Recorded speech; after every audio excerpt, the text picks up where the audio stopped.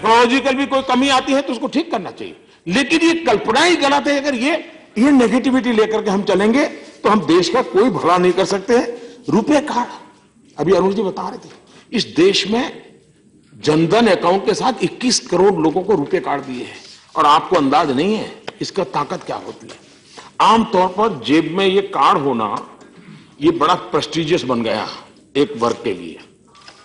Payment करना तो card से निकालना, ये भी हवा बन गई। ये गरीब का तो विषय ही नहीं है जी। अभी मुझे अनंत कुमार जी बता रहे थे, वो बेंगलोर से आ रहे थे, तो उनके साथ कोई आईटी प्रोफेशनल कोई बैठे थे, तो उन्होंने अपने ड्राइवर की घटना सुनी। बोले उनका ड्राइवर बहुत खुश है इस डिमोनेटाइजेशन से। तो बोले क्यों? बोले देखिए आज कोई बड़ा आदमी कार्ड रखता है, मैं भी कार्ड रखता हूं। वो कार्ड दिखाने लगा, उसको बड़ा आनंद था। अब देखिए ये समाज के सामान्य व्यक्ति के जीवन में भी एक बदलाव की व्यवस्था, एक नया आत्मविश्वास पैदा होता है।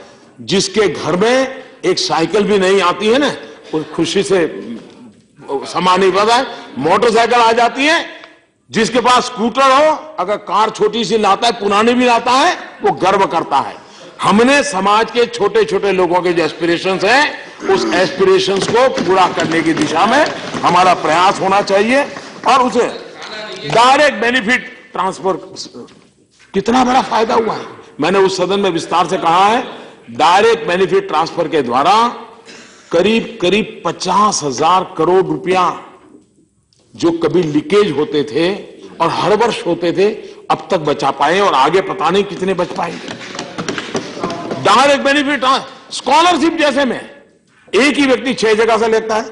विधवा पेंशन, जो बेटी का जन्म नहीं हुआ वो विधवा भी हो गई और चेक भी कट रहे थे। ये डायरेक्ट बेनिफिट ट्रांसफर स्कीम के कारण ये जो लीकेज थे वो बिचौलिए ले जाते थे, इसमें बहुत बड़ा देश का खजाना जो लूटा जा रहा था उसमें रोक लगी है। तो डायरेक्ट बेनिफिट स्कीम का भी इसके कारण फायदा हुआ है, और हमें कोशिश करनी चाहिए डिजिटल पेमेंट को बढ़ाने के लिए। हम जितना प्रयास करते हैं हमारा करते रहना चाहिए। सरकार ने उस व्यवस्था को विकसित करना, पॉस मशीन की आवश्यकता, बहुत तेजी से पॉस मशीन बढ़ाए जा रहे हैं। मोबाइल पेमेंट के लिए, ई वॉलेट के लिए प्रमोशन हो रहा है। इंटरनेट बैंकिंग की तरफ काम चल रहा है। आधार बेस्ड पेमेंट, जिस प्रकार से टेक्नोलॉजी डेवलप हुई है, सिर्फ आधार के आधार पर कोई मोबाइल फोन की भी जरूरत नहीं पड़ेगी, वो अपना पेमेंट दे पाएगा। वो दिन दूर नहीं होंगे। और इसलिए इस व्यवस्थाओं को या तो थोड़ा हम समझने की कोशिश करें और अपनी टीमों को इसमें लागू करने के लिए प्रयास करें। बीम ऐप बहुत ही उत्तम प्रकार की व्यवस्था बनी है, भारत सरकार के छत्रछाया में बनी है।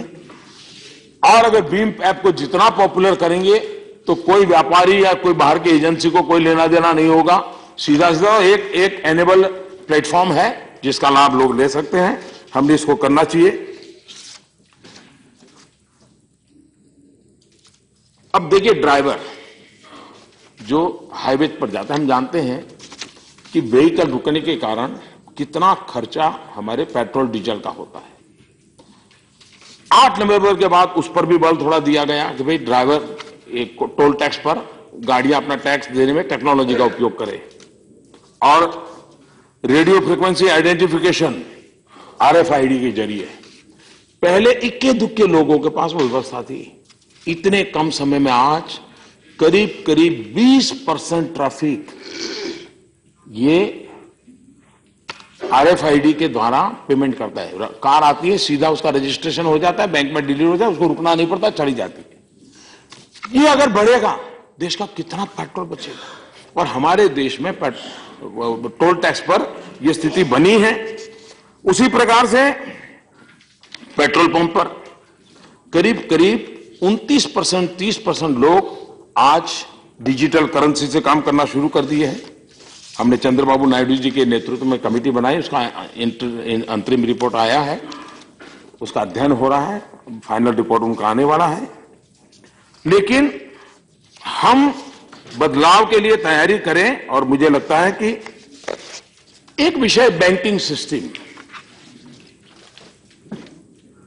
अगर आप कुछ भी कहते हैं तो फिर मैं कहता हूं वो रिपोर्ट कार्ड है, पुरानी कार्यकाल का वो रिपोर्ट कार्ड है। इस सरकार ने आकर के सबसे पहले तो एक डेट रिकवरी ट्रिब्यूनल की रचना की 6, ताकि बैंकों में जो डेट, इस सरकार ने इनिशिएटिव लिया, बैंकों में जो अपॉइंटमेंट होती थी उसके लिए कोई नियम नहीं थे, ऐसे ही चल रहा था, घिसी-पिटी व्यवस्था थी।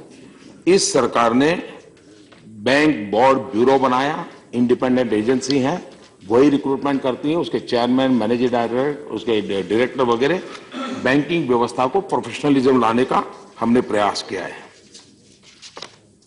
बैंक और फाइनेंस जगत, बैंकिंग सेक्टर, इकोनॉमिक वर्ल्ड, इनकी एक राउंड टेबल कॉन्फ्रेंस 2 दिन की गई। हमारे देश की बैंकिंग को ग्लोबल लेवल के स्टैंडर्ड में कैसे लाया जाए, विस्तार से उन्होंने आत्ममंथन किया, चिंतन किया, अपनी कमियों को भी समझा, ठीक करने का प्रयास किया। रिजर्व बैंक की गरिमा,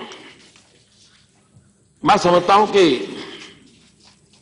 मुझ पे हमला हो, हमारी पार्टी पे हमला हो, सरकार पे हमला हो, बहुत स्वाभाविक है, वो चलता रहेगा अपना। लेकिन रिजर्व बैंक को घसीटने का कोई कारण नहीं, रिजर्व बैंक के गवर्नर को घसीटने का कोई कारण नहीं। हमने ऐसी इंस्टीट्यूशंस की मान मर्यादाओं का पालन करने में हम लोगों का योगदान होना चाहिए। और इसके पहले गवर्नर थे, तब भी कुछ लोगों ने आवाज उठाई थी, मैंने उसका भी विरोध किया था कि शोभा नहीं देता। ऐसी चीजों को विवादों से परे रखना चाहिए। बाकी सरकार की व्यवस्थाएं हैं, वो चलती रहेगी, उसको हमने करना चाहिए। अर्थव्यवस्था चलाने में रिजर्व बैंक की बहुत बड़ी भूमिका होती है। उसकी क्रेडिबिलिटी की दिशा में हम लोगों का पॉजिटिव सक्रिय योगदान होना चाहिए। लेकिन जो लोग रिजर्व बैंक की गरिमा और इस सरकार को जब आरोप लगाते हैं, तो मैं जरा उनको आज कहना चाहता हूं, और बड़े दुख के साथ कहना चाहता हूं। रिजर्व बैंक के पूर्व गवर्नर डॉक्टर सुब्बाराव, उन्होंने एक किताब लिखी है, who moved my interest rate, और उस किताब में उन्होंने लिखा है 2008 में तत्कालीन वित्त सचिव के तहत एक लिक्विडिटी मैनेजमेंट कमेटी को नियुक्त करने के सरकार के निर्णय से मैं नाराज और परेशान था। चिदंबरम ने स्पष्ट रूप से भारतीय रिजर्व बैंक के विषय के क्षेत्र में ओवरस्टेप किया था। लिक्विडिटी मैनेजमेंट पूरी तरह से रिजर्व बैंक का फंक्शन है। न केवल उन्होंने इस विषय पर मुझसे परामर्श भी नहीं किया, लेकिन अधिसूचना जारी करने के बारे में मुझे बताया तक नहीं था। मुझे क्या पता था कि यह निर्णय मेरे कार्यकाल के अंतिम वर्ष में हम दोनों के बीच असहज संबंध के लिए टोन सेट करेगा। रिजर्व बैंक के एज गवर्नर ने पुरानी सरकार पर गंभीर आरोप लगाया है और किताब में छापा है, और अभी तक किसी ने इसका जवाब नहीं दिया है। अब मैं बोल रहा हूं तो कुछ कहेंगे तो अलग बात है, लेकिन ये बात सही है कि आज हमें ये उपदेश देते हैं, जरा वे भी अपने को आपको जरा गरेबान में देखें, और मैं मानूंगा कि हम राजनीति से इसको परे रखें, इस इंस्टीट्यूशन का गौरव करने की दिशा में प्रयत्न करिए। और हमने क्या किया है, आरबीआई की ताकत बढ़े, उसके निर्णय इस सरकार ने आकर के किए हैं। हमने आरबीआई एक्ट संशोधन करके मॉनेटरी पॉलिसी कमेटी की स्थापना की। ये कई वर्षों से उसकी चर्चा चल रही थी, कोई नहीं कर रहा था, हमने की। इस समिति को मॉनेटरी पॉलिसी संचालन की पूरी स्वायत्ता दी गई। इस समिति के प्रमुख आरबीआई के गवर्नर हैं। आरबीआई के 2 अधिकारी के अलावा 3 विशेषज्ञ इसके सदस्य हैं। इस समिति में केंद्र सरकार का एक भी सदस्य नहीं रखा गया है, और इससे बड़ी स्वायत्ता, मॉनेटरी पॉलिसी बहुत बड़ी बात होती है, इतनी बड़ी स्वायत्ता कोई कल्पना नहीं कर सकता है, इस सरकार ने आरबीआई को दी है, और उसके कारण आरबीआई की ताकत को बढ़ावा मिला है। ये बात सही है। कई विषयों पर यहां चर्चाएं हुई हैं। कोई सरकार सोने के लिए तो आती नहीं है। पहले भी जो सरकारें आई हैं, उन्होंने भी कुछ न कुछ करने का तो प्रयास किया होगा। हम ये तो नहीं कहते किसी ने बिल्कुल कुछ किया ही नहीं होगा। और मैं कहता, मैं लाल किले पर से बोला हूं, लाल किले पर से और हिंदुस्तान के और किसी प्रधानमंत्री ने बोला नहीं है जो मैंने बोला। मैंने कहा है देश आजाद हुआ तब से जितनी सरकारें आई, जितने प्रधानमंत्री आए, जितने लोग काम किए, इस सबका योगदान है, तब देश आज यहां पहुंचा। हम ऐसे लोग नहीं है। मुख्यमंत्री मालूम है और तो नाम लेने से कतराते हैं, उनको पसंद नहीं आता है कि कोई और ने भी कुछ काम किया उसका उल्लेख तक करे, और इतिहास गवाह है। लेकिन ये बात सही है कि इस सरकार ने गवर्नेंस के मुद्दे पर बहुत काम किया। छोटे छोटे निर्णय लगेंगे, लेकिन निर्णय ने सामान्य मानव की ताकत को बहुत बढ़ावा दिया है। हमने एफिडेविट की प्रथा दी, एमपी के घर, एमएलए के घर, कॉर्पोरेटर के घर लोग आकर के शुरू में खड़े हो जाते अप्पा मरवाने के लिए, क्यों लग जाती थी, और वो न देखता था कुछ नहीं, एक क्यों बैठता था या कोई साथी कार्यकर्ता बैठता था, वो थप्पे मार देता था। हमने उस सर्टिफिकेट को सेल्फ अटेस्टेशन की व्यवस्था कर दी, और उसके कारण वो संकट में से भी सामान्य मान, क्योंकि आज फाइनल जब उसकी अपॉइंटमेंट होगी तो ओरिजिनल कॉपी लेके जाएगा। जेरोक्स का जमाना है, इस सब करने की क्या जरूरत है। नॉन गैजेटेड में हमने इंटरव्यू खत्म कर दिए, टेक्नोलॉजी के द्वारा तय होगा कि जो अपने उसके मेरिट होंगे, मेरिट के आधार पर नौकरी मिलेगी। उसके कारण करप्शन का है। 1100 से अधिक कानून को खत्म किया, इसी 2 सदनों ने खत्म किया। सीनियर पोस्ट पर नियुक्ति, कई अखबारों ने आर्टिकल लिखे हैं, पहली बार मेरिट के आधार पर अपॉइंटमेंट हो रही है। पुराने प्रक्रिया सारी मेरा तेरा सब चला गया है, और इस पर कई न्यूट्रल अखबारों ने बहुत अच्छे आर्टिकल भी लिखे हैं। डीबीटी, डायरेक्ट बेनिफिट के द्वारा लीकेजेस को रोका गया है।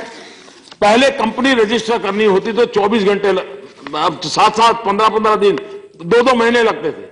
आज 24 घंटे में कंपनी रजिस्टर हो सकती है, ये व्यवस्था की।